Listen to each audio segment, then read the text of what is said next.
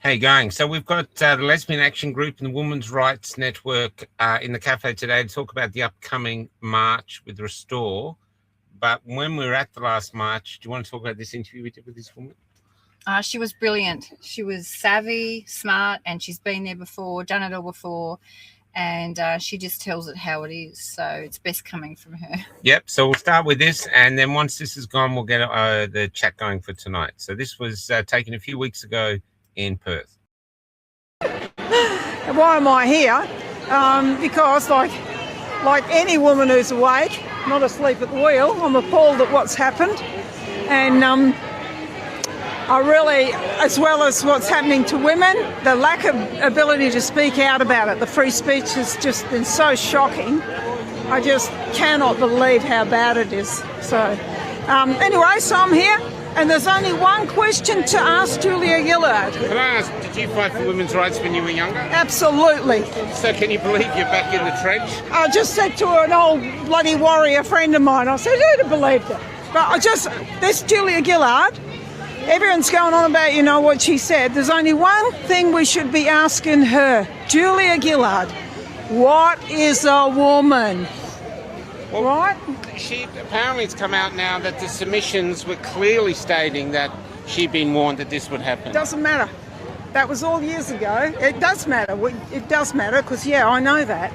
But the thing at the end of the day, put her on her spot. What does she think? What is a woman? Right here, right now, Julia. Let's not talk about the past. What is a woman? Can I ask you another question? I actually think the question is absurd.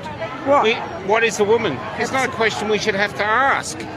We've got mothers, we've got grandmothers, we know what a woman is. It's like asking what's the air, what a cloud. Well, there's certain things, need to be defined. It's already freaking defined. I agree with you, and never thought I'd see the day would be, what is a woman? It's so ridiculous.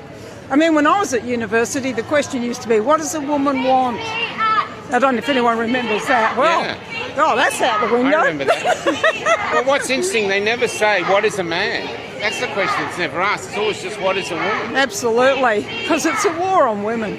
But it's also the war on free speech is catching a lot of us, men and women.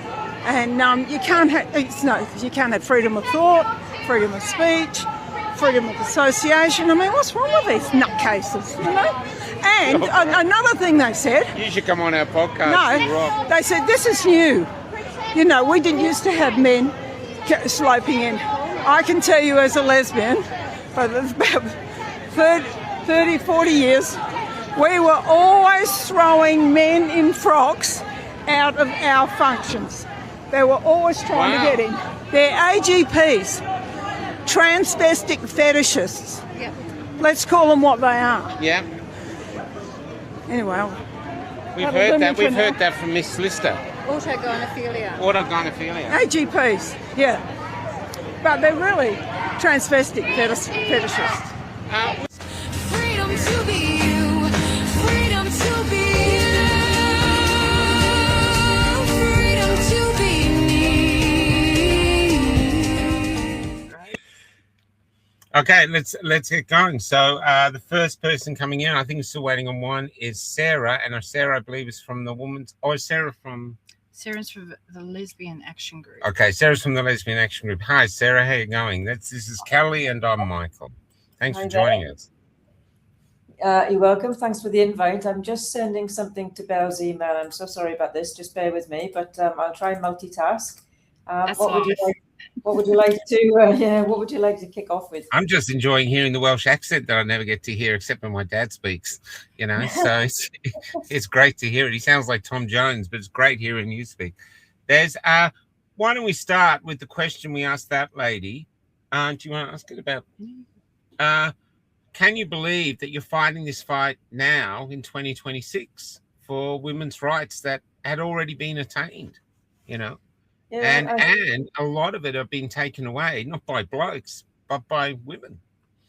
I think probably from lesbian perspective, somebody in my early to mid 50s, I didn't have to do, fight for women's rights in the way that the women before me did, but I understand a lot of that and understand the history and know the history and appreciate it. And then there was a degree of homophobia growing up in the 80s and 90s, not so much. And then there was this really fantastic moment, this window, where it was all really good. It was very easy to be who you were and say that you were a lesbian in the workplace, even though I was, a lot younger and more junior in my work and all that kind of stuff. It was really good. It was really, and we just thought the world was going to stay like that forever. And now it's just turned completely on its head. And we're fighting a new wave of women's rights being lost and a new wave of homophobia, because you can't really be a woman anymore and you can't really be a lesbian anymore, or gay man even. So we're as shocked as everyone else, really. They always say that lesbians are the canaries in the coal mine. We've had it sort of particularly bad in some ways, really compounded, but because you've got being female and you've also got being homosexual, and that none of that goes well with the new TQ cult. So lesbian spaces started to disappear about 20 years ago, and there was no lesbian boundaries anymore. Lesbians have gone underground or not gone anywhere really, sort of staying at home or just socializing in other people's houses, but certainly not organizing public events, because in this country, as you know from the Lag case, you can't organize a public event and advertise it in this country and say it's just for lesbians, because you have to, under the Sex Discrimination Act, according to the Australian Human Rights Commission, you have to admit men who say they are a lesbian. It's extraordinary. I mean, growing up, I'm sorry to laugh, but it sounds, what you said sounds like Monty Python is in charge. Exactly right. If anyone had said to me in the I've just sent the wrong link to someone now, that was, bear with me. If I said to someone in the or if someone had said to me in the 80s, 90s, or whenever, back when I was, younger and all that kind of stuff, males will be taking over your spaces because they've demanded to be lesbians. The law will have recognised them. Everybody's going to bow down to it, and therefore you're just going to have to suck it up. And we would have had men in women's sports as well. So, like in the Olympics, how we saw in the boxing. And we also saw a clip just recently, a couple of the NBA stars, the male NBA stars, have come out and said that... I think that's the WNBA has said that anyone can apply now, including men. And so two basketballers, very famous, very competent basketballers, are applying, but I think they're doing it to sort of challenge it. It's a protest. Yeah, I think I think the WNBA they've been locked in a boardroom for about 8 days or something now, trying to decide what a woman is and how to navigate this problem. And in the meantime, it's because the two very successful male basketball players have come out and said they're going to put themselves forward for the female league. They don't know what to do with themselves because they're inclusive. And Sophie Cunningham, who said that the brilliant WNBA basketball player, she came out about 3 or 4 weeks ago, which is what started all of this. She said she has got no problem with anyone. She loves everyone, but sports is for girls. She wants to protect young girls in the league, on the court, and in the locker room, sort of thing. And so it's all gone off. And in some ways, it has to be America that really pushes this domino over first, because they exported a lot of this problem. And the sports thing there is much bigger. Obviously, it's a massive multi-billion-dollar industry, all of the sports there. And so if they can crack it in America through the sports topic, then there is a pretty good chance that domino will start to fall elsewhere there and then here as well. Yeah, it's interesting. There's I was going to play a rather, actually I won't, because there's so many people being cancelled over this. It's ridiculous. It's like a form of self-censorship now, because it's almost like people don't know what to say. But I've been cancelled myself as a playwright, so I'm free to say whatever I want, because you cancel me twice, I pop back into being. But people are actually getting to a point now. That's why there's a lot of mature people in these protests, because what are you going to do? They're, you know, we're almost retired. You can't threaten our jobs. You can't take our house. But this is what they're doing, and getting conformity everywhere. What sort of support are you getting from the public? It depends where you are as a person on the street, I suppose, about raising this in public. I think I suppose, like, if you're on the street with signs and doing a little bit of a rally and a speak out, even on a small scale, you get a real mixture. Over the last few years, it's really changed from people going, "Oh, this isn't a problem," or "This will never become a problem in law." And now people are going, "Shit," like they know it's a problem. So there's that. I think, and it also depends where you are in terms of city. Like Melbourne is a lot more woke and a lot less willing to engage in the conversation around this stuff. But even that seems to be changing now as well. What else? The conversations. But I mean, I lost quite a lot of friends over this in the beginning of starting to have more public conversations and be uncomfortable with a lot of things I was seeing and experiencing and hearing. And just so many people just latched onto this as being progressive, and the way that the world was going, and you get on board or you're a bigot and all of that sort of thing. So I lost quite a lot of gay friends, and then of course you meet new friends who just have this point of view. So I think it's starting to shift, but people have not just been cancelled; they've been made out to be utter pariahs for having concerns about various aspects of this ideology. So, but in terms of lag specifically, we get a real mixture of things that come into the email box. So you get rants from all kinds of fairly deranged activists being really nasty and unhinged, through to all sorts of people who are really, really supportive and will give quite generous donations towards court fees when we've needed them. So it's a real funny mixture. And what we also find is that there are people who are more kind of on the right side of politics, who we are rubbing shoulders with in a way that, sort of more left-leaning people would have never seen ourselves doing some time ago. But here we are. It's funny times, really. Yeah.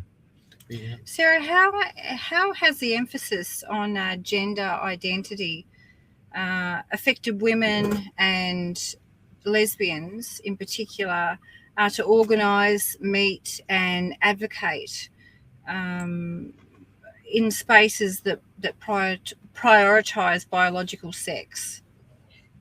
I'm really sorry, Kelly. Just give me 1 second. Bella's saying she can't get in, and I'm just trying. Sure. I don't know what the problem is. Just bear with. Just tell her to just keep clicking, say yes to everything, and she has to get in through Facebook or Google. That's how it does.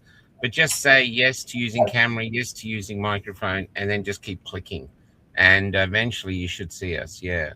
Okay, just give me 1 sec. Okay.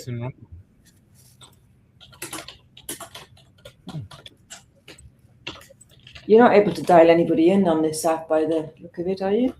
No, we can send her another link if we give her an email or something. This should be on Rumble. I don't know why. We're having a lot of strange things happening lately. Like we did set this up on Rumble and it's not there now. So it's starting on Rumble now. There's all right. Yeah. So Sarah, you've got the rally on the weekend in Sydney. Is it anywhere else in Australia? No, it's just in Sydney on Sunday. It's at Martin Place. It's probably going to be quite well attended. I mean, some of the others have been as well. It's great to see those happening across the country, and hopefully this one will be pretty big. So yes, very much looking forward to that. And one of the problems you face with marches and protests now is sort of protest fatigue. People have been protesting so much, and people seem to be sort of inundated with issues coming from everywhere. But Can we get in? And I'll ask this of Kelly too. What is actually the importance of women's spaces? Let's start with just the toilets. Why having the toilets that are just for biological women important? And that's to either of you two. I mean, I think like you'll have heard lots of women and men saying women's safety, privacy, and dignity. That's the kind of bottom line. But when you really stop and think as a woman what that means, being in a fairly intimate, away from everywhere else bathroom space, and there's a man in there, you know it doesn't feel right. You know it is absolutely 100% your instinct that this is not right. And the man doesn't need to be doing anything dangerous. It's just not right. It's uncomfortable. You don't want it. And, you know, we've been brought up for decades with going in, you know, there's a social contract where women's bathrooms are for women and men's are for men. But for women, it's obvious we need to feel safer. It's obvious we have other biological things going on where we need bathrooms to be more than just run in, have a pee and nip back out. You know, sometimes we've got to go and deal with periods and all of that sort of side of things, which is really no fun whatsoever. So, you know, a man who wanders in accidentally and then you boot them out, no problem. But a man who's in there having a great time, enjoying himself, pretending that he's just having a pee is a no-no. We don't want them in there. So, you know, we just don't want them in there. And beyond saying we don't want them, I don't think we have to sort of pathologize it and go into lots and lots of detail around and detail. I think what you said is perfect. I think what you said is perfect. We don't want you in there. So how about you listen and get out and don't come in the first place? Yeah. But we're taught about boundaries, you know, having healthy boundaries. And the little logo, you know, to say that it's a women's toilet is enough to say that, you know, women need that space to themselves. And like you said, Sarah, we don't have to go into great detail about why. We all know why. We shouldn't have to continually explain ourselves about this. Yeah, I mean, we know what it is, and we know what a man is, and we know where we are welcome and where we're not welcome. And if men don't respect that space for women, I have no problem with standing up for myself and any other women and girls who are in the toilet at the time. Yeah, I mean, I know it. Bring Belle in now. We bring Belle in. Hey, Belle, thanks for joining us. Hey, Belle. Hi, guys. Happy to be here. Thanks for having me. Hello. Hi, Sarah. How you going? Hi. So we just asked a question, which is an obvious question. I don't think you guys have to justify it anyway, but it's just for the interview.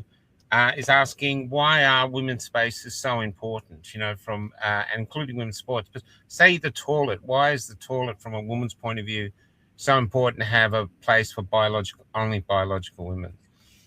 Yeah, first of all, there are just things that women go through that men do not go through. In the same way that there are things that men go through that women do not go through.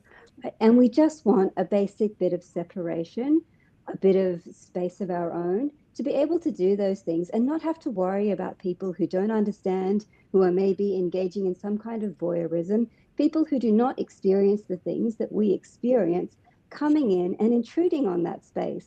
And that's like you guys were saying, it's pretty basic stuff, isn't it? You know, people they don't consent to having other people in their spaces. It's really simple.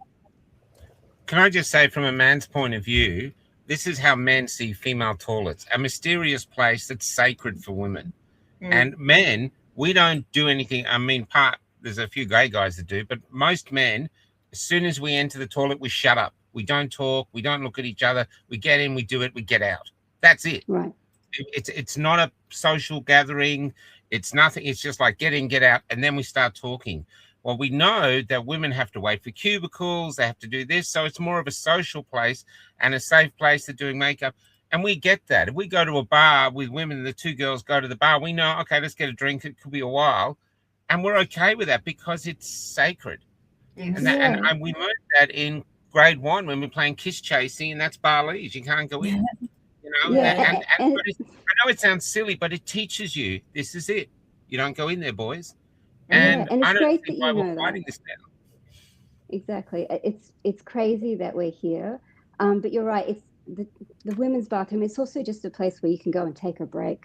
You know, if you're feeling a bit overwhelmed, if somebody, or worst case scenario, somebody's following you around, you can go in there, take a break, maybe talk to some other women, tell them what's going on. Yeah. Right? You've got a space of your own. It's really important in that respect. Well said, Belle. Yeah, it's always been a safe space for us to go and take time out. Yes. And just to finish on that thing too, we also know that there are men in the community, not all men, but there is a portion of men who are creeps, and we can't have them in there. That's it. I'm not saying all trans men or trans women are creeps, but there is a healthy portion or an unhealthy portion that will basically exploit this loophole. And as blokes, we know this. Yeah, you know? It's unfortunate, but it's just reality. And everybody knows. And I don't know why we're all pretending, or why a certain amount of people are pretending to not know that, because we all do. Yeah. Why do you think they're doing this to women today? Where do you think it's come from? Oh, gosh. I think there's a number of different strains that have sort of all coalesced at the same time. I mean, some people will say, oh, it's sort of revenge for Me Too. It's this sort of pushback against women saying, we wanted our own space. We didn't want you guys intruding upon us, saying these things to us. And so there's a bit of a pushback, and maybe even potentially a bit of guilt from some women for feeling like maybe they went too far, which I would not agree with when you're just saying, please don't harass us, but maybe a bit of guilt for women. And there's a bit of an opportunity there for men to sort of say, oh, well, we'll guilt you out a bit and say, yeah, you went too far. And then they'll push back on that. There's that element of it. There is also, I think, just at this day and age, we have a bit of a mental health crisis. It's taking on all kinds of different aspects. Yeah. And I think that is manifesting in this trans identification as well. You've got these two things happening at the same time. Yeah, it's interesting, isn't it?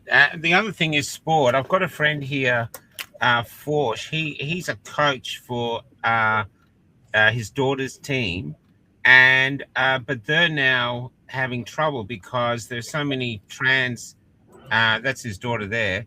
G'day, Forsh. There's so many trans kids in the female sports or identify as girls that their girls cannot compete, and I see that as the girls are striving for something. And you can't compete against a bloke. You just can't do it. No, I'm sorry, you just can't. And so you dispirit the girls. The crazy thing about the sports topic in this country is that it is the easiest part of the current Sex Discrimination Act law to sidestep having boys forcing their way or men forcing their way into female sports, because there's a section in there, was it section 40 or section 42, that's called sport, and you can very easily sidestep this issue. What's happened is ACON, the AIDS Council of New South Wales, as they used to champion through the AIDS epidemic, now really a trans rights lobby, very well funded, $15 million a year from the government. They've gone around with their Pride in Sport campaign to all of the sporting bodies and encourage them to be inclusive. And it's like the Sex Discrimination Act and the ability to sidestep all of that in the law for sport doesn't exist. So you've just got these, wannabe progressive, kind people in some of this, like AFL or whatever it might be. And even in amateur sort of amateur and community sort of sport, they're just bought into all of this inclusion stuff, but they don't need to, because under the law as it stands, even though the SDA is broken, as the SDA stands today, you don't have to be forced to include boys in girls sport. So this is just a failure of leadership and cowardness. Some people might say, well, I'm just doing the right thing. I want to be inclusive. Well, look at yourself in the mirror. I mean, just have some common sense. inviting boys to play against girls is not being kind. It's just ridiculous. Yeah, I think there's one netballer I saw. He's about 6 foot something, and I saw he was fighting some Asian team. They were hanging off him like Christmas ornaments, and I just feel sorry. Look, to him, I understand, mate. You're going through something. I get it. It might be very painful, but all these girls here with numbers have fought really hard to be in this team, and they have dreams. And they want to progress these dreams, and you're coming along, going, no matter how hard you train, how hard you work, I'm going to beat you. You don't stand a chance against me. That's just not fair. And fair is in our national anthem. We pride ourselves to the world. Advance Australia fair. This is not fair. As simple as that, And it's not fair. And they're being aided and abetted, in all sort of parts of society at the moment, whether it's virtue signaling politicians or in some regards the judiciary, but everywhere they are being aided and abetted, and it's actually time to say no now. This has to stop. Yeah, no is the best way. The other thing that it's very easy to blame the men coming in, but a lot of this is being pushed by women. I mean, even Julia Gillard is the one that did sign the first law into place, and I saw her being interviewed recently. Said we weren't aware that this would happen. No one told us. But then I saw another woman come out and said, actually, the submissions were full of this. They were absolutely warned about this, and they ignored them. So that's what I like. Even in the case the big case that happened recently, the guy or the woman goes to court, surrounded by women, defiantly defending him.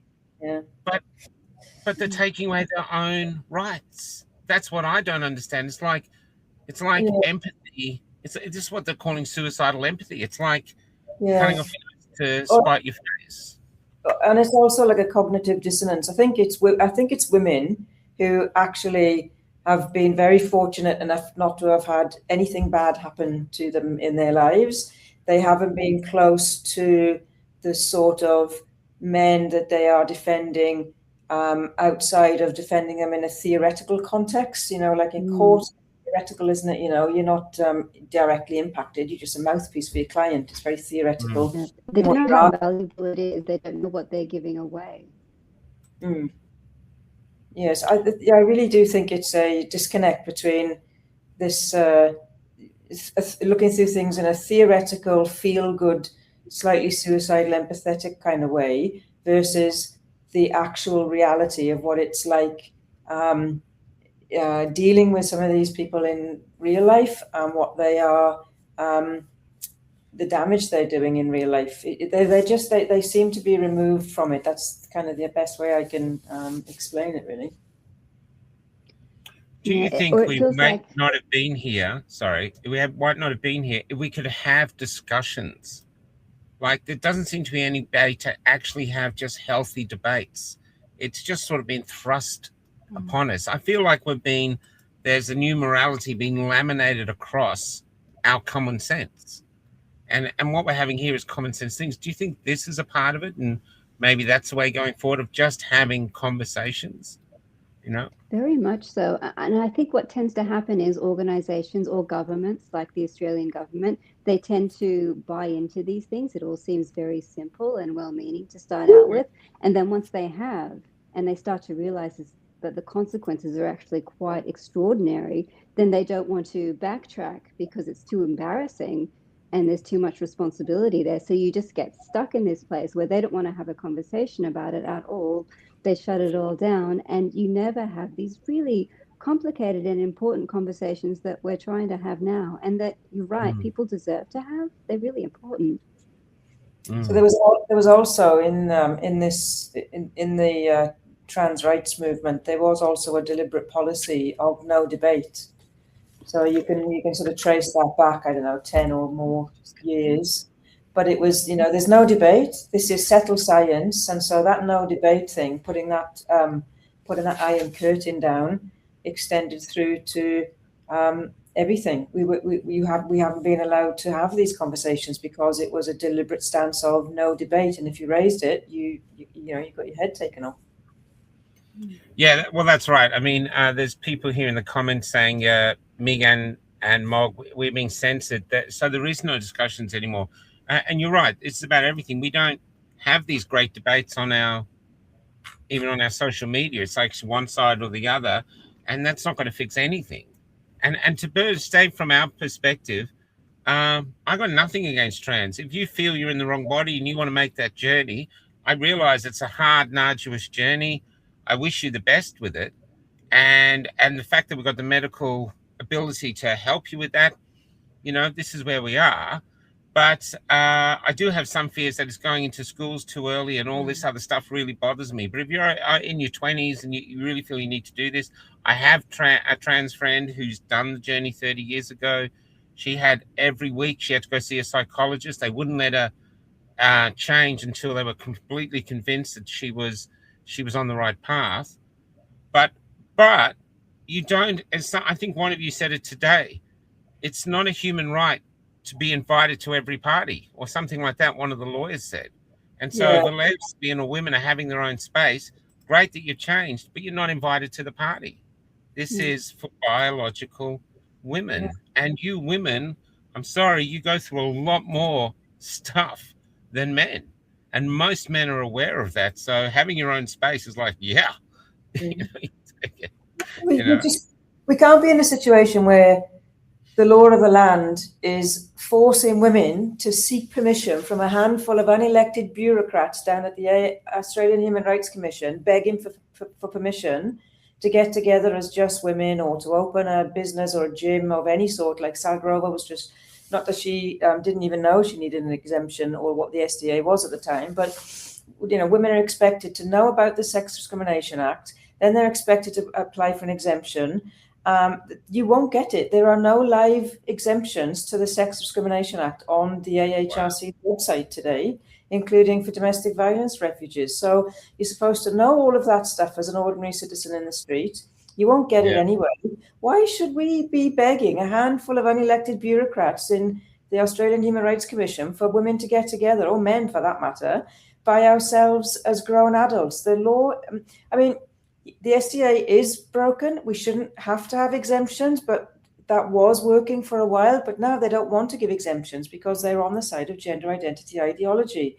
They do think it's a human right to be invited to the party. They do think it's a human right for men to be able to come to a pole dancing studio that is just set up for women to come in and exercise in, like Gnomes in the Gold Coast. So it's absurd. It is utterly absurd that they're trying to force people to accept this ideology through a broken law in our country, an exemption process that, quite frankly, is non-existent.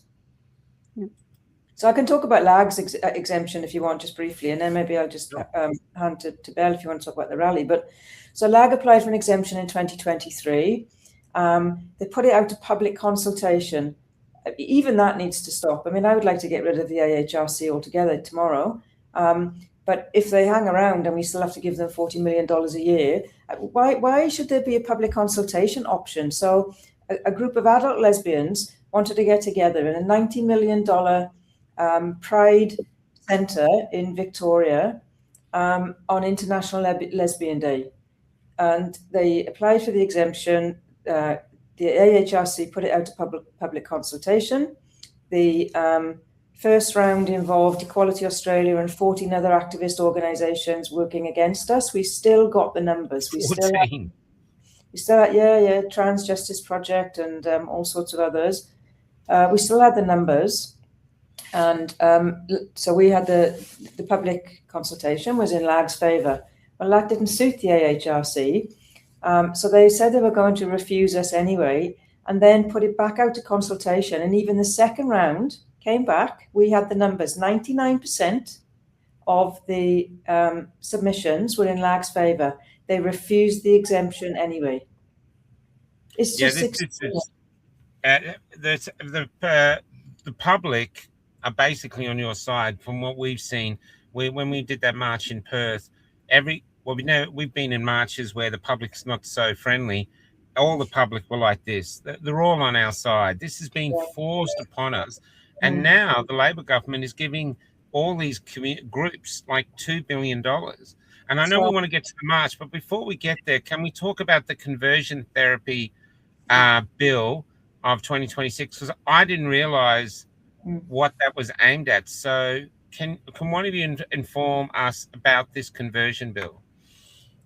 At a high level, because there's so many tentacles of this, it's not possible to be deep in all of it.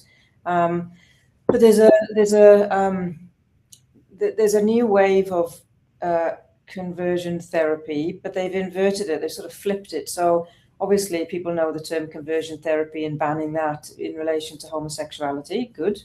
That doesn't actually happen anymore in this country and many other Western countries. But what they've done now, the activists, they have deemed doctors talking to confused young people who, or maybe adults, but largely young people, obviously, who say that they're confused about their gender or think they're in the wrong body or whatever it might be. If their parents, even their parents or doctors, talking to them to try to stop them going down that path and to try to make them feel comfortable with who they are and, try to push all of that stuff out of their minds that they're seeing on social media and in the school curriculum or extracurricular. That is now considered conversion practice. So even I think it's in Victoria, don't quote me because as I say, I'm not deep in the detail, but I don't know if they've passed it in Victoria, but they were certainly wanting to pass it in Victoria such that parents talking to their children about, you aren't this thing called trans, you aren't this thing called non-binary, you're just Joe or whatever. And, getting them help with that talking therapy and, trying to support them through that without putting them on drugs and doing social transition and all of that other stuff. Now, parents and doctors doing that sort of stuff is considered conversion practice. It is just absolutely beyond the pale. And they want people to be criminalized for it, as if you were actually trying to give a young person electric shock therapy not to be gay any longer. They're trying to equate talking to a kid about you're not trans with that sort of time gone by. It's very scary stuff. It's really scary. Yeah, it's another very heavy-handed. One of our podcasters has interviewed a guy from Canada who went to jail because he refused to use the pronouns of his son's pronouns and stuff like this. So this is happening all across the Western world. But yourself, Belle, what are your thoughts on this conversion therapy thing? Do you think there seems to be it's almost like you're not allowed anymore if you're young and you're just naturally gay, because everyone's born this way. So you're born lesbian, you're born gay. Now, instead of just letting you blossom and find out your sexuality for yourself, they're coming along and go, maybe you're not gay. Maybe you're actually in the wrong body and all the danger that goes with that. What are your thoughts? Yeah, well, that's the complication. I mean, how does somebody figure out while they're in this delicate stage, usually puberty, how do they figure out if they're just gay and that's, how they want to be and they just want to be comfortable with themselves, or if they really want to transition, which is a very serious path to go down. I think at the moment we have these laws in Queensland, ACT, Victoria, New South Wales, and South Australia. The most current one that I'm aware of has been proposed by the Tasmanian Greens. And so they've proposed a bill, and I'm not sure where that's at the moment, but it's looking like it's across almost every state and territory. And it's not just a matter of saying, oh, a therapist can't say maybe you're not trans. It's really problematizing the conversation that you might have. Well, are you trans or are you not? Let's just explore that, because that conversation that can be perceived by the patient or the patient's parents as some kind of delay. And then before you know it, a doctor has been told, well, we feel like you're practicing conversion therapy by delaying this process of transition. So, and what we know from doctors is that they're getting very nervous about this. And then you have a whole bunch of doctors who will just say, well, then I won't take those kinds of patients. So the doctors who remain are the ones who are most likely to affirm really quickly. Yeah.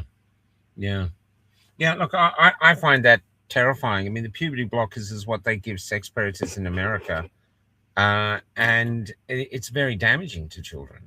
And I just find we're in this bizarre world. Even having this conversation seems to be mental.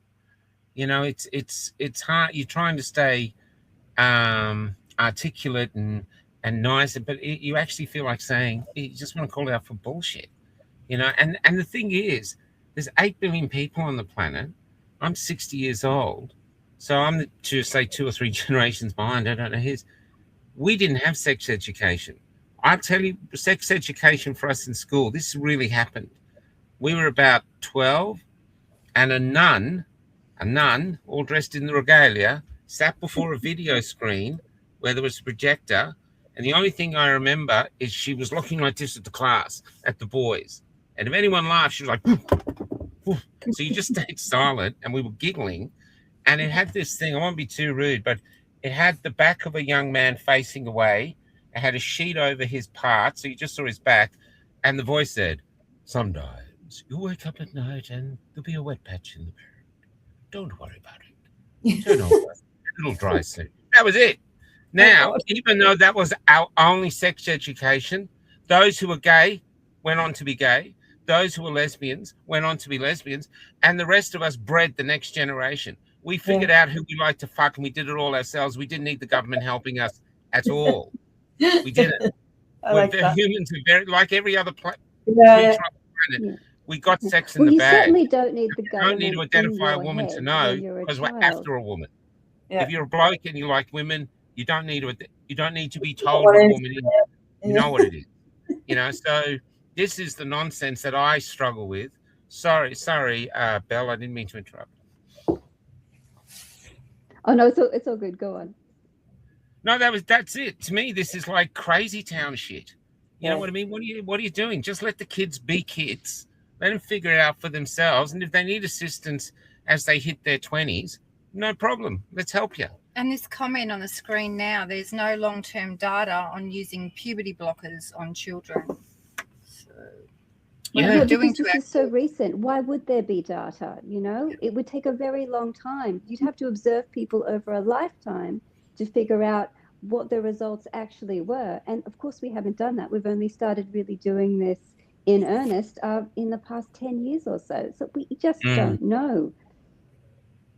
We interviewed a detransitioner from Canada called Faith, and she didn't go through with all the surgery, but what she told us was never did any doctor or psychologist ever question her and make her think. Everyone was just go, and supporting her and enforcing her until she got to a point and realized, I don't want to do this. I'm in all this pain and all this. And all she said was, I just needed love as a kid. I was just a lonely kid. I could get no attention from anyone. My family wasn't that great. And then suddenly I was getting attention because people were saying I was trans, and suddenly I was getting what I was missing. And that was just forced upon me. And she said I was just obsessed with that until I woke up just before surgery. She was going to have surgery and she didn't, you know. You really took off through the Netherlands, and there's a really good documentary on Netflix or somewhere. I can't think what the protocol is, but it really took off through the Netherlands in the first instance, the puberty blocker thing. And the documentary plots the progress of a number of young women, and all of their bones, their spines are just shot to shit. Yeah. The first thing that happened was the bone crumbling. Like when we go to rallies, I was at the one in Brisbane recently, and I've been to others in Melbourne, and you watch some on the TV, you know, Kelly J. Keane or whatever. When you see the activists on the other side, so many of the women are on walking frames and walking sticks. They are very, very unwell because of what they're doing to their bodies through puberty blockers and testosterone. You know, it's undeniable that it is causing them very significant harm. So all of this pontificating by politicians and doing a review that's going to take till the middle of next year, you know, the health secretary is doing that, and the health minister is doing that at the moment. It's bleeding obvious that this is very problematic, and all of this cries about if we don't give them this stuff, they'll suicide themselves. It's just there's no data to back it up. I mean, Gillian Spencer was on TV the other night, and she's saying that when they stopped giving puberty blockers in the UK, there is no data to say that there's any change in suicide amongst the population. So there's a lot of very, very sort of quite sick myths that have been urban myths, or that have all sorts of throwaway lines and basically lies, I suppose you'd say, that the trans movement have come up with over the years. One is about, would you rather have a dead son or an alive daughter, that sort of thing. But there are many, many things that they say that are just throwaway strap lines. There is no scientific evidence. There's no basis to them. And it's largely about guilt tripping people and silencing people to get their own way. And that's the adults, not the children. It's a very top-down, authoritarian, a liberal movement. It's part of the agenda, destroying families, children being taken away from their parents if they dispute this. We have met those people that if their child decides they're trans, if they question it, the child will be removed. And so parents live in fear of saying anything. It gives a young child who's maybe already troubled a power. Suddenly they've got a power, they've got attention, but they're still a child. I read a very interesting article a few years ago, which was it was based in, I think it was a German article or German author, and basically the thrust of it was in the context of the military. In the military, if you declare that you've got any kind of mental illness that makes that you not grounded in reality, you're assessed and you're out, right? You just don't get to go on a battlefield or fly a helicopter or whatever it might be. And they were saying that this article, I'm just trying to remember the detail, but it was basically saying that this gender stuff is the only place in the military where you can say, yep, I'm a soldier. I've now decided, and this is a big thing in the military. Usually when they come out of the military, though, men, they've decided that they're trans. But when they do it inside the military, it's like, okay, that's no problem. You can have all the drugs, you can have all the surgeries, you can do this, that, and the other, and you can still carry on being a soldier. And the thrust of the article was, in no other context, no other part of the military would you ever find anything that's similar to that. So this is so pervasive and has made itself so accepted. It's even accepted in the military. And I mean, in fact, in the US, I think the Trump administration has clamped down on this, but in the US, you do get people going into the military so that they get surgery that they want paid for as a deliberate choice. So it's a very pervasive movement. Belle, did you have something you wanted to say? Oh, I was just thinking, and there's the dual tragedy there to what Sarah is saying. You don't just have someone who's being affirmed when they shouldn't be and who is then going on to intrude on other people. You have someone who's probably not getting the help that they actually need. That would be the perfect opportunity to say, hey, that's sort of not quite the right way to think about yourself. Do you want some real help here? But they're not doing that. They're just affirming them and sending them on their way. It's really sad and negligent, I think. Yeah, I agree with you. And I think social media, see someone who's lonely and maybe has never had attention, is craving it. Suddenly they say they're trans, and on social media, suddenly they're getting likes. People are following them, egging them on. Suddenly they're like in a script. And in order to keep the script going, to keep this attention, you have to do the journey. And then once they finally transition, everyone's going, well, your journey's over now. And these people are left, and suddenly they're going back to being lonely, except now they've gone through all this surgery and wherever they've gone. And the suicides that they don't talk about, the most suicides happen after they've transitioned. I've written about this. They're the ones, not before, after. And look, you're in about, I think Belle, Sarah's in her 50s. We're in our 50s, or I'm older than that now. We grew up with trans people around. I mean, apart from Daniel LaRue used to be on mainstream TV, and we'd all sit there and watch it. I was working in Tasmania when I was 24 years old, so yonks back. Tasmania used to have a law against homosexuality. I don't know if they ever enforced it, but they had the law. I worked at the Rest Point Casino, and the Rest Point Casino had a trans person on the front desk meeting people in the afternoon. So there was nothing against it. People would just be interested, like, oh, I wonder what's happening downstairs, just human nature. But I used to see in the staff room, no one cared. And then I was a tram driver. We had another one join us. No one cared. Everyone was like, oh, well, you know, we're pretty easygoing. So this whole people thing don't that really the care how genocide people is just a lie. express themselves. That's not a problem. Yeah. And it's the infertility issues as well, you know, the ongoing basically having to be on pharmaceutical medications for the rest of your life. And I just think of the children who are in school now who are extremely confused. And And how do you negotiate consent from a child who doesn't even understand what it is that they might be missing out on in the future? How can you call that informed consent as a doctor? I just don't know what they're thinking. Yeah. This is where they use the term mature minor, but a mature minor is someone my age who hates Rio Tinto, but still a FIFO. That's a mature minor. And you know, this whole thing, a 12-year-old can't have a tattoo, can't smoke, can't drink alcohol, but they can change their body, or they can start to I'd say it's even evil.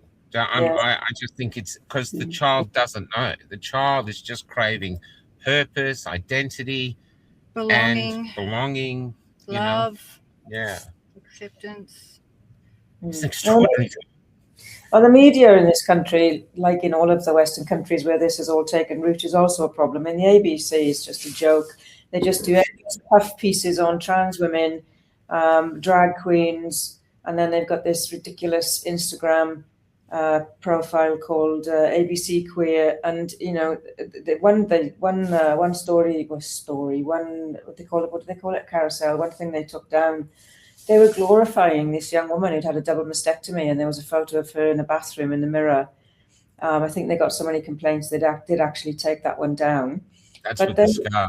Oh, good. They're just pushing and pushing and pushing. Yeah, they're just pushing this stuff. You know, so the ABC, you give them an opportunity to do a story about a trans woman or a drag queen, and they'll take it every time. They don't actually do any proper news about anything else. I had to work really hard to get an op-ed that the Lesbian Action Group put together into the ABC. I mean, Sal Grover tried for 3 weeks with a guy called Scott Stevens in the research and ethics section, and they ultimately turned her down and said that she didn't meet the standards and she had inaccuracies about the SDA, and I almost sort of saying she had inaccuracies about her own legal case, which is just perverse. So then I had a crack, and I did get the op-ed published, but it was, and that was quite a big deal, really. I mean, it was, and we got them to come to the court case when our appeal was heard in April. But they do it very reluctantly, and I think it's only because some of the senators at Estimates have called them out on bias.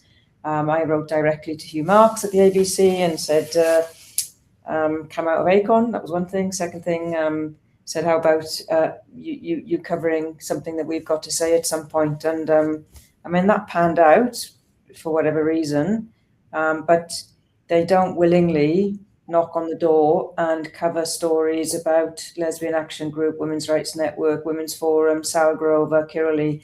They still got their head in the sand. They're still looking the other way. They're still pretending this isn't happening.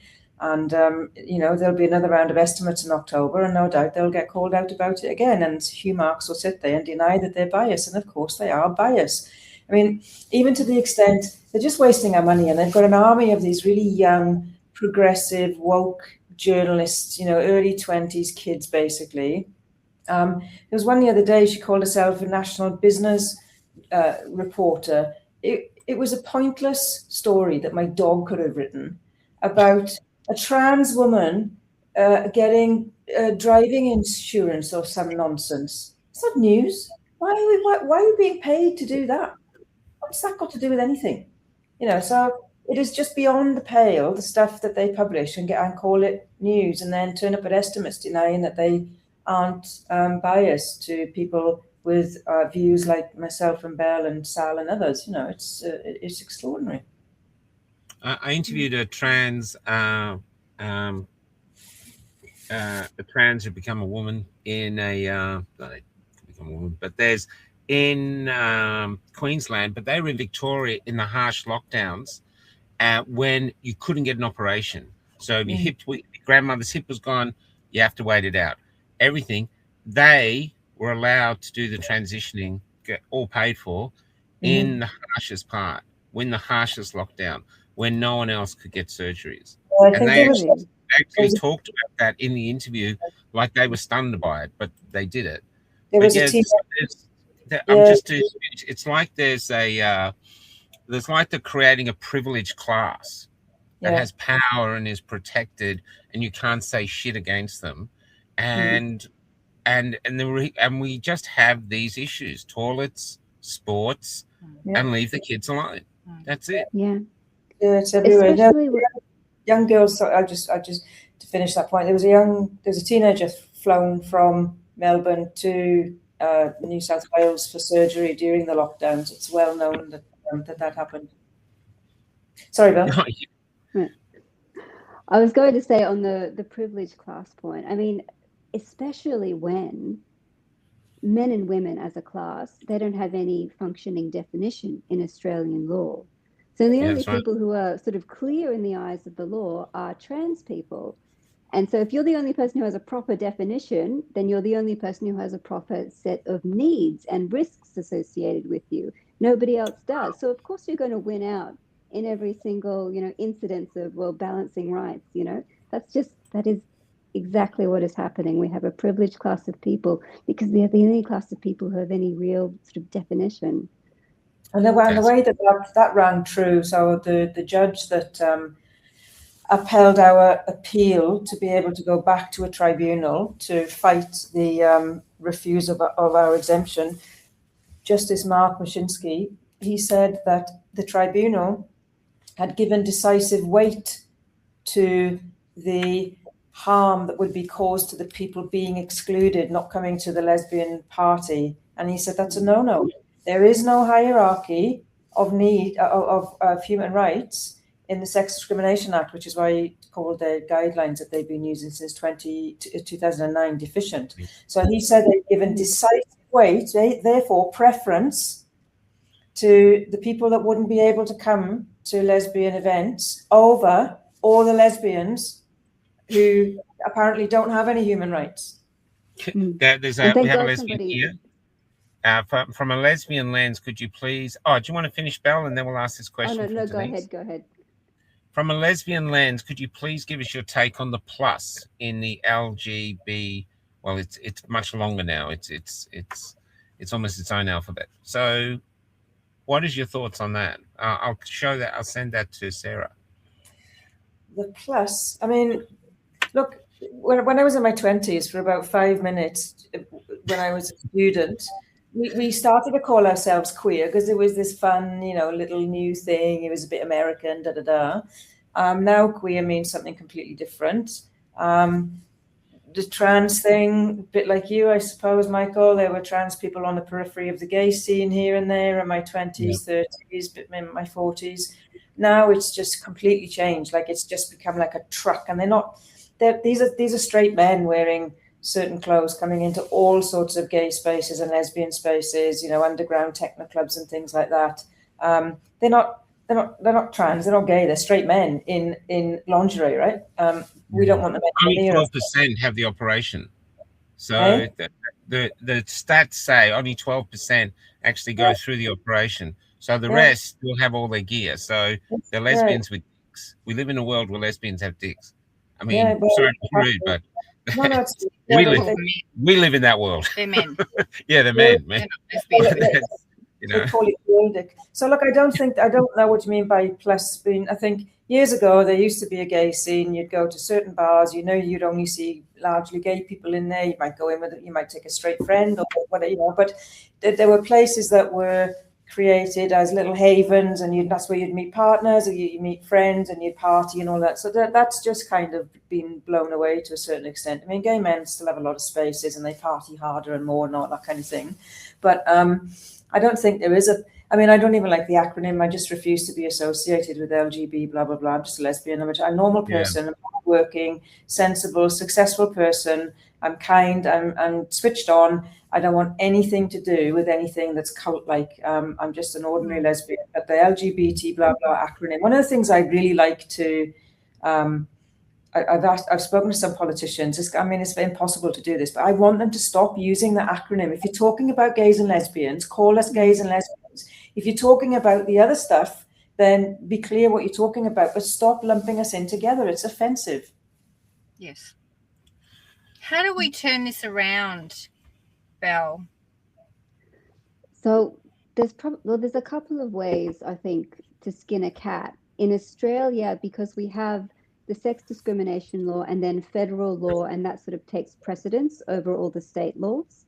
The best way, and what we're angling for, is to get the Australian government, put them under enough pressure to get them to just change the Sex Discrimination Act, put back in definitions of man and woman, which were removed in 2013. And hopefully, once that's done, we will have some trickle down, and that will have an effect where you get a differentiation between men and women in law, which is what we need to have functioning laws. That might, these things do get complicated, and I don't want to tie us down to any one way of doing things, but I think that is the most likely way. And I would encourage people, if anything, if you're going to ask your politicians for anything, say, I want that Sex Discrimination Act change. I want definitions of men and women in law, functioning definitions that reference preferably our biology. Yeah, let's talk about biology, because we never had to think about this before, because I grew up, no one ever said, what's a woman? You go, what are you talking about? It was like a ridiculous question. But now I think the insult to all of you women is not only you're born, but your body changes more than a man's body. You have to go through periods. You have the ability to bring new children into the world. Every one you see on the world, every human being that exists now, formed in a woman. I mean, that might change because the Chinese are getting false wombs, but at the moment, we all formed in a woman. So it's like an insult to your mother to go, what's a woman? Yeah. You come from a mother. And then you go through menopause. And then I learned recently, this was incredible, that it was a scientist saying, do you know why women go through menopause? Because nature decided that mature women have a much greater role than actually continuing to give birth. And that is to actually train younger women to give birth, because it's so difficult. Now, I'm not knowing that's happening, but they reckon that's what nature does. Yeah. So they go through all these changes, and they usually they're the main bringer up of the children. Usually, not all the time, but usually they are. And once they've finished that, they usually don't have an income. They're way behind on, by the kids are 20, they're going back to the workforce. They've got to rebuild their career. Sometimes their marriages fall apart, and suddenly they're single and they're starting a new life with nothing. They go through all of this. And to me, that's why it's insulting that we have a world now where I can go pay $78 and get a form and say I'm a woman. That is insulting to the core depth of humanity itself. Yeah. And I would tell you, I would truly believe that the majority of men think like me. They really do. It's a minority that is controlling us at the moment, that is being funded by our government. Or even money behind that. There is some cultural attack here that some people are benefiting from and are pushing it. But look at us. We're having this interview here. We're in the bush in an old bus. There's not very little funding coming from us. I'd say you guys got very little funding. And we're up against $1 trillion propaganda machine that's trying to change everything around us to get us to accept to be basically silent slaves. And I think we have an obligation to the next generation to say, no, if you're born a lesbian or gay, you have the right to find out for yourself. And we should stay out of the children's youth when it comes to sexuality as much as we can, so they have the delight of being a child as long as they can, and then they can discover for themselves which way they swing. That's their journey, not ours. This is a fake human rights crisis and a fake human rights. It's totally fake. But of course, these things get kind of born in places like the UN, and then they trickle out across nations, and then funding gets behind it, and you get activist groups. So we've got many groups that are extremely well funded, and then you've got politicians who've realised that this is a really good grift as well. This is a good thing for them to latch on to, and they've brought in laws. Alex Greenwich here in New South Wales brought in the equality law, which means you can pay 70 odd bucks, and tomorrow afternoon you can be a woman if you choose so, Michael. And they've done it under the guise of this being some, necessary human rights push. It is beyond the pale. I sometimes think about the mothers, to go back to the point about mothers. Sometimes when I see some of the worst of the worst of these men and the things they get up to and all the kind of stuff that you wish you hadn't seen on X sometimes, I think, what must their mothers think? Like their mothers gave birth to a little baby boy. Yeah. They brought them out. They were probably, fairly nice, decent human being. Boy went through puberty, whatever else. And now they are rabid trans activists doing bizarre things to themselves, saying and writing bizarre, horrible things about women, turning up at protests with, kill turf sign and all this sort of stuff. I sometimes think, what do their mothers think? Because their mothers knew they gave birth to a boy. They know they haven't got a daughter. And I'm talking about the sort of older mothers with grown-up sons, not the ones with the kids, the trans housing by proxy ones who want to have a trans kid because they'll get them a nice TikTok following. That's a different topic. But the ones who, say a woman in their 60s or whatever, you've got a grown-up son behaving like this, being misogynistic, demanding access to all sorts of places. It won't take no for an answer about any women's boundaries. I just sometimes think, God, they just must be mortified if they are aware of what these sons are doing, and the fathers as well, but particularly the mothers, when these men are denying biology and claiming that they are a woman. No, you're not. You came out of a woman, and the one that you came out of knows full well that she gave birth to a son. It's bizarre. Did you want to say something, Belle? It's a very vocal minority that we've got here. I will say that the good news is, while we had Sal Grover's case going on and the initial case and then the appeal, I get the impression that a lot of people were just watching that and waiting and hoping that the judiciary would say something reasonable, and hopefully then it would all be over. Yeah. And then unfortunately that wasn't the case. But since then, since the end of that case, I know that we have at WRNA had such an influx of more and more women contacting us and saying, hey, I want to be a part of this. Hey, can I help out? So there's a very large majority of people who are watching and are willing to get involved and feel very strongly about this. So, I mean, I take comfort in that, and I think we all should.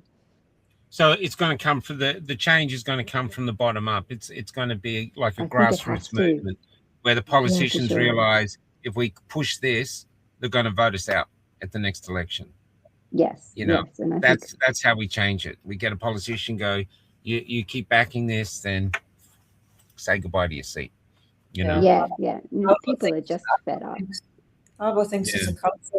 Harbour thinks it's a culture war, which is the most condescending thing ever, as if this is just, something that happens on X where people are having little spats about this. This is real life, real world problems. Yeah, that's right. In our own country, in law, and he's just not willing to play ball. So I think he'll get crucified over this at the next election, to be honest. Yeah. Women not feeling safe in their own lives, or when they go and play sport, or when they try and go to the bathroom. I mean, that's not a culture war. That's not nothing. So it is, like you say, it's so insulting when he tries to dismiss it in that manner. Yeah. And so many young women are suffering issues now, self-worth, and anorexia is at epidemic levels. No one talks about that. And the self-worth issues are so bad. It has to be safe that they go in there. It's hard enough if they've got a period or something that they're dealing with girls listening, but to have some big fella in there, it's obscene. And there's disabled toilets. Use those. There's simple solutions everywhere. Oh yeah, and us blokes, we don't talk to you anyway. You come in and you're trans, we don't give a shit. We don't talk. We don't communicate in toilets. We go in, we get out. You know what I mean? Well, what you just pointed to there was a compromise. I mean, imagine if 10 years ago these guys had started advocating for their own spaces. Could we have a third extra space? But they've never done that. and that tells you a lot about what it is that they're after. Yeah. No, I think it's the time to defend our women. I really do. And I think most men in Australia, if they were allowed to speak, and we're not allowed to speak anymore. People are terrified to speak. Even this is coming under fire and censorship. We had a Facebook page. They gave us a 10-year ban because we're speaking openly, talking to ordinary Australians what they think. They're trying. There is a cultural attack that way upon us, and it's a time for us to fight and define who we are as Australians, what our value system is, and we're a good people. We're empathetic. We're caring. At our foundation, we're a good people. Something's lost at the moment because the upper echelon is either bonkers or they're up to something, and it's nefarious. You know. Yeah. Should we talk about a little bit? It's a shame that you're over. We should talk about the march. We're here for the march. We'll get the march. We can't march in Sydney. The logistics are a bit tricky, so I'm a bit jealous that you had a march over in Perth. But there's a rally, so I'll let Belle talk about what that looks like. Yes, so Women's Right Network is hosting a rally this coming Sunday. It's the 23rd of August. It's going to be at 12 p.m. at the Martin Place Amphitheatre in Sydney, and everybody is welcome to come along. And we've got a couple of great speakers lined up. We've got Sal Grover, who your listeners are probably familiar with. Also people like Kira Lee Smith. We've got Sarah as well is going to be there. Clive Hamilton, Anna Kerr, people like that. It's going to be a really great and important day. And we're always just pushing and pushing to get more people to speak out and get people to acknowledge, like make it common knowledge that everybody, really the majority is on our side, and that most people are on the side of common sense, and we're sick and tired of this, and we're here, we're speaking, and you've got to listen to us at some point. So yeah, come along on Sunday, please, if you're in the Sydney area. Yeah, I'd urge guys to go along. Just go along. It's support our community, support our women, support our mothers, men, women, our wives, our partners, our lesbian mates. I mean, you know, we work with them, the lesbian mates, and support our daughters. You know, this is it. This is absolutely wrong. We all know it. And the thing is, too, I'm not saying that all trans things will go and sort of like that, but there is dodgy guys, and they will use this as a ticket to access women's spaces, and that's just reality. So go there. We have to protect our women. Otherwise, who are we as a society? Yeah. Who are we? It's extraordinary. Back to common sense. Sorry, guys. So I was just going to say there's the 7 speakers named on the screen there. So Sal's in litigation, as we all know, taken to court when she was 8 months pregnant. She's had the full force of Equality Australia, Australian Human Rights Commission, everything thrown at her, and is waiting to find out whether she's got leave to appeal in the High Court in the next few weeks. Clive Hamilton, he's not in litigation, but who else is there? Let me just go down the list. Kira Lee Smith will be there. I think she's just come out of some difficult litigation. She's just lost her appeal and has to pay $95,000 to 2 males playing in a soccer team. Jasmine is in litigation around the male trying to breastfeed topic, and of course Lesbian Action Group's also in litigation. They tried to bankrupt, the Australian Human Rights Commission tried to bankrupt a small group, a not-for-profit group that exists purely for the well-being of lesbians it was in Victoria, really. And they lied at Senate estimates and said they didn't try to claim costs. They did. And I'll be making that very clear in my speech on Sunday. And we need them to correct the record at estimates because they did claim costs. I mean, the documents in the public domain. So trying to bankrupt an organization of volunteers when they get $40 million a year at the AHRC is just unconscionable. This is what we're up against. Yeah. You know, so I've got 7 speakers there on the screen. As I say, I think, you know, 4 women, obviously, in litigation against the state for saying no, basically. And so that's the other thing, I think. When did women, when you know, we were taught growing up, no means no for women, and now doesn't mean anything. No. No, it means this. Is there anything else you'd like to say, Belle, before we wrap it up? No, just please, if you're in the Sydney area, please come along on Sunday. We would love to have you all. Everybody is welcome. We'd just love to see people who have, basic common sense and some rationality, and we can all meet each other and have a good chat. Hear some really good speakers. We'd love you to come along. It's worth just saying it will be live streamed. So the Women's Rights Network Australia has a YouTube channel. So you can find that. We could hop on that. We could hop on that and live. We'll copy that too and share it. Yeah, if you can send us the link, awesome. We'll share that through our community as well. Yes, sure. So yeah, it'll be live streamed. I think, is it going for an hour or 2 hours, Belle? I can't remember. We're going to play it by ear because we might have some community voices come in at the end. So we're thinking probably about 2 hours, but we'll see how it goes on the day because there might be a huge amount of people who want to speak. So we're going to try and accommodate what we can. So after the list of programmed speakers, what they've organised, which I think is great, and it was a little bit, and I kind of wish they'd done it in the other rallies, but for this one they've done this. That it will just be an open mic to women, mostly women, I suppose, in the audience. Like Kelly J. Keane style. It'll be like, right, okay, who wants to say something? Who wants to tell a story or whatever it might be? So it could be really great. We might hear some very different stories from just ordinary members of the public who are sick of this and suffering in some way or got something that they want to share. So it could be a really great rally, actually. Should we go out with a really beautiful lesbian story? When I came to Melbourne to try and make it as a playwright, the easiest job to get was working in nursing homes. So I'd do that on the weekend and I'd write all week. And I was in this one crappy nursing home, and there was a lesbian couple there, and they called them sisters, but they were lesbians. That's what they used to do in that era.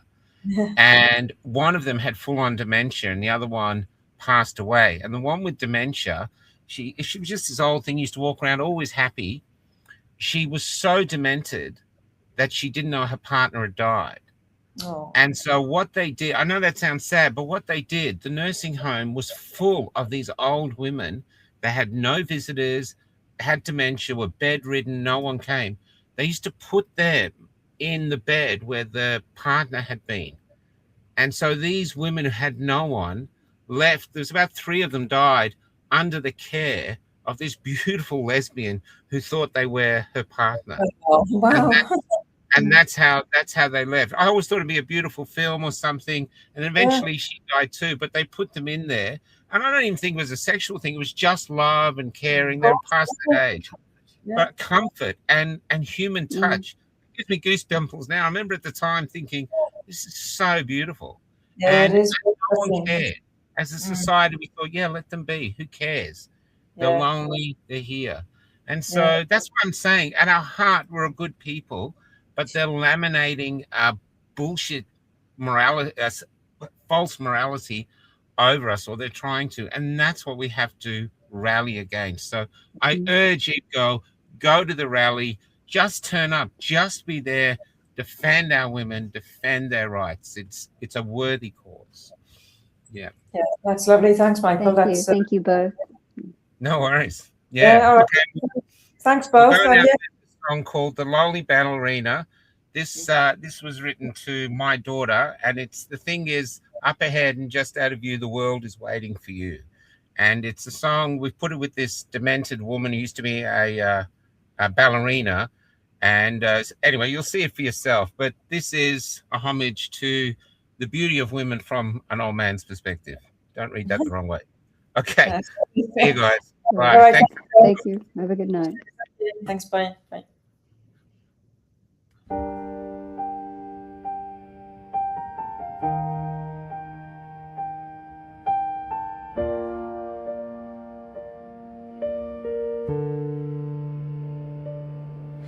Things change, things do up ahead.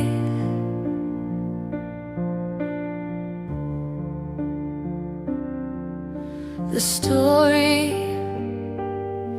you're writing isn't written yet.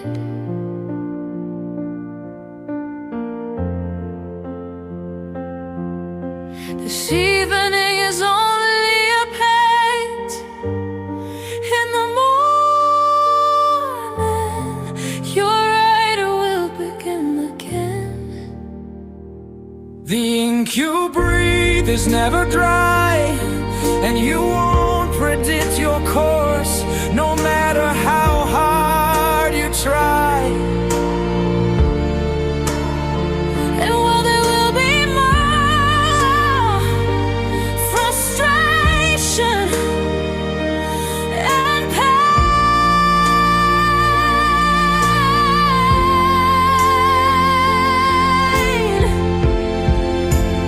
there will also be joy, fortune, and love.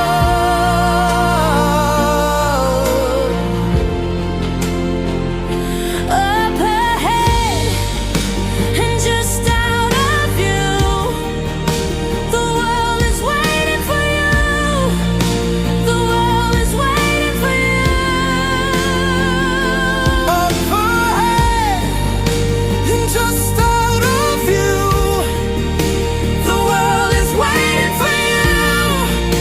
The world is waiting for you.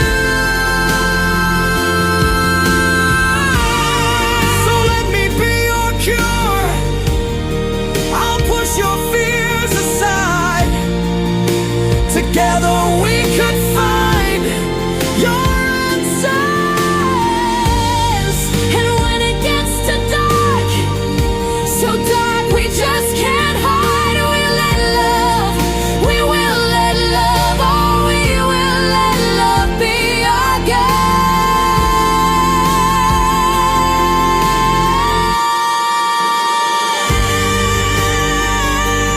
Up ahead and just out of view,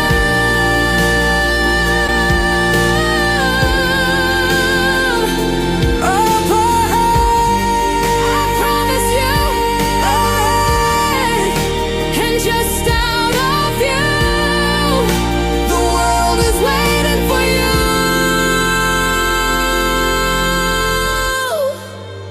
The world is waiting for you.